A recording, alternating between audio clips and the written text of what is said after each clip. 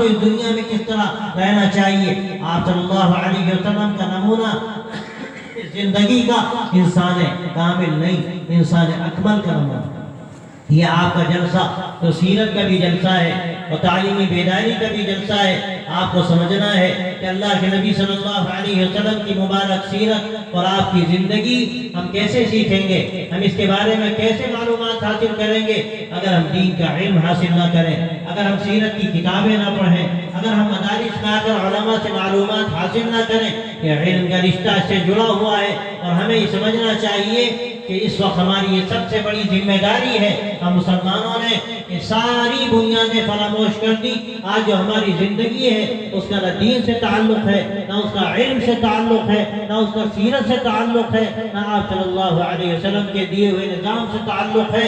آج کے یہ اجلاس آپ کو یہ دعوت دیتا ہے، آپ یہاں سے یہ پیغام لے کر جائیں کہ ہمیں اپنی زندگی سیرت کے سانچے میں ڈھالنی ہے، علم کی روشنی ہمیں حاصل کرنی ہے، اور وہ دیہات جو تاریکیوں میں ڈوبے ہوئے ہیں، جو نہ کلمہ جانے، نہ نماز جانے، نہ طہارت جانے، نہ ان کو توحید کا علم، نہ سنتوں کا پتہ، آپ وہاں جائیں، آپ دورے کریں۔ یہاں بڑی تعداد ہے علماء کی، ہمارے ائمہ و ذمہ داروں کی، وہ یہ طے کریں، یہاں سے طے کر کے جائیں کہ ان کو اپنے اپنے علاقوں کی فکر کرنی ہے، اپنے اپنے علاقوں کے ذمہ دار ہیں، وہاں ان کو گویا کہ ہدایت کے چراغ جلانے ہیں۔ لیکن یاد رکھیے یہ سب سے بڑھ کر جب ہوگا کہ جب اپنی زندگی کے بارے میں ہم سوچیں اور اپنی زندگی کو صحیح رخ دیں۔ قرآن مجید میں اللہ تبارک و تعالیٰ نے یہ بات فرمائی ہے، وَمَنْ أَحْسَنُ قَوْلًا مِّمَّنْ دَعَا إِلَى اللَّهِ وَعَمِلَ صَالِحًا وَقَالَ إِنَّنِي مِنَ الْمُسْلِمِينَ۔ اس سے بڑھ کر کون ہوگا کہ جو اللہ کی طرف بلائے اور اچھے کام کرے اور کہے کہ ہم مسلمانوں میں سے ہیں۔ یہ زبان سے کہنا نہیں ہے، یہ زبان حال سے کہنا ہے۔ اس کی زندگی اسلام کے سانچے میں ڈھلی ڈھلائی ہوگی، اس کی زندگی بولے گی، اس کا اسلام بولے گا، اس کا نظام زندگی بولے گا، اس کا دستور زندگی بولے گا کہ وہ کون ہے، اللہ کے نبی کا ماننے والا، آپ کے اخلاق کو اپنی زندگی میں داخل کر کے ایک ایسے نمونے کی زندگی پیش کرنے والا۔ اس کی ساری دنیا کو ضرورت ہے، لیکن آج اپنی بد اخلاقیوں اور بد اعمالیوں سے آج ہم وہاں پہنچ گئے کہ اس کے بعد اگر خدا نخواستہ ہم نے بیداری پیدا نہ کی، اپنی زندگی میں تبدیلی پیدا نہ کی، اپنی غلطیوں کا اعتراف نہ کیا، اللہ کے سامنے اس کا اقرار نہ کیا اور سچی توبہ نہ کی، اپنی زندگی کے اندر بدلاؤ کی شکلیں اختیار نہ کی، تو اللہ تعالیٰ ہماری حفاظت فرمائے، اللہ وہ دن نہ لائے کہ ہمارا وجود مشکل ہو جائے۔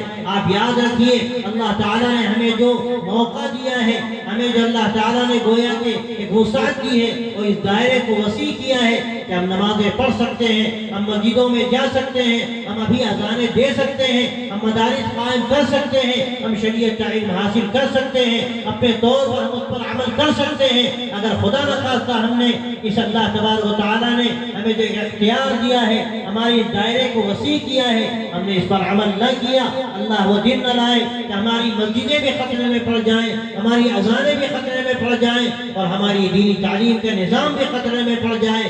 آج آپ عدالتوں میں جاتے ہیں، آپ کے سامنے دائرہ تنگ ہو رہا ہے، آج عدالتیں آپ کے خلاف فیصلہ کرتی ہیں، اور جو آئینی قوانین تھے اسلام کے جس کو عدالتیں تسلیم کرتی تھی، اس اللہ نے اس کے لیے کوششیں کی، آج عدالتوں میں وہ دائرے تنگ کیے جا رہے ہیں۔ لیکن میں آپ سے کیا کہوں، آج ابھی آپ کے سامنے اس کی اجازت ہے، آپ کو کسی قسم کی کوئی دشواری نہیں کہ آپ طلاق اپنے ترتیب پر دیجئے، آپ نکاح شریعت کے مطابق کیجئے، آپ نظام وراثت اپنی ترتیب پر چلائیے۔ لیکن میں آپ سے سوال کرتا ہوں، آج مسلمان علاقوں میں آپ جائیے اور جا کر جائزہ لیجئے، کیا یہ سارے نظام یا آئینی قوانین ہیں اس میں ہمیں اختیار ہے اپنے طور پر، کیا ہم اس پر عمل کرتے ہیں؟ یا مسجدوں میں جب اعلان ہوتا ہے اذان کا تو کیا ہم باقاعدہ جا کر جماعت کا اہتمام کرتے ہیں؟ ہم میں کتنے لوگ ہیں نمازوں کا اہتمام کرتے ہیں؟ آپ جمعے کو جائیے مسجدیں بھر جائیں گی، لیکن عام نمازوں میں جائیے تو لگتا ہے کہ آدھے لوگوں پر نماز کی فرضیت ساقط ہو گئی۔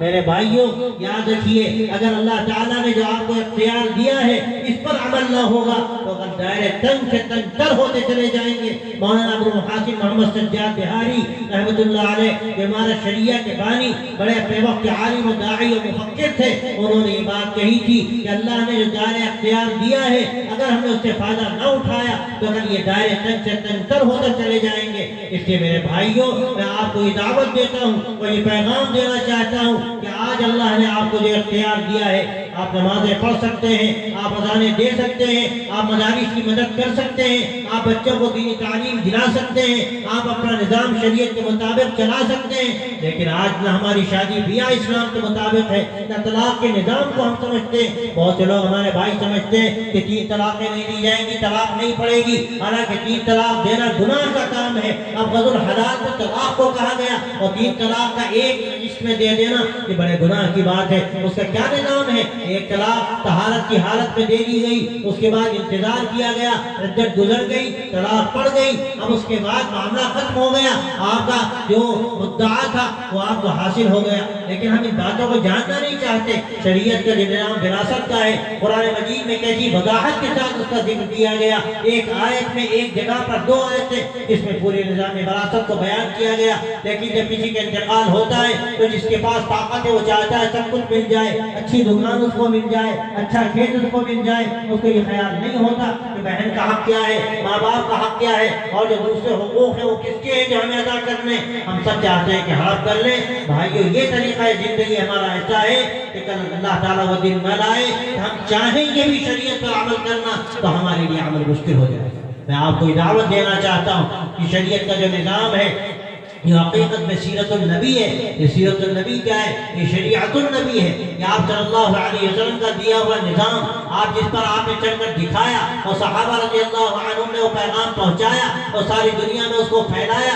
آج وہ نظام ہمارے سامنے ہے، آج وہ نظام کتابوں میں ہے، آج وہ نظام مدرسوں میں کہیں کہیں پایا جاتا ہے، لیکن کیا وہ نظام ہماری زندگی میں ہے؟ کیا وہ نظام ہمارے سماج میں ہے؟ کیا وہ نظام آپ اگر تلاش کریں مسلمان محلوں میں آپ کو نظر آئے گا؟ آپ جائیں گے تو آپ کو پہچاننا مشکل ہوگا کہ مسلمان ہے یا مسلمان نہیں۔ میرے بھائیو یہ پیغام ہے ان جلسوں کا۔ ہم یہاں اس لیے آتے ہیں کہ اپنے اندر بیداری پیدا کریں، اسلام پر عمل کرنے کا جذبہ پیدا کریں، اپنے اخلاقی نظام کو بہتر بنائیں۔ یہ بات بات پر جھگڑے اور لڑائیاں، بات بات پر کسی کی عزت اتار لینا اور جا کر مقدمے دائر کرنا آج یہ ہمارے سماج کا حصہ بن چکا ہے۔ جہالت ہمارے یہاں، گندگی ہمارے یہاں، آپس کے جھگڑے ہمارے یہاں، یہ گویا کہ مسلمان علاقوں کا ایک شعار ہے۔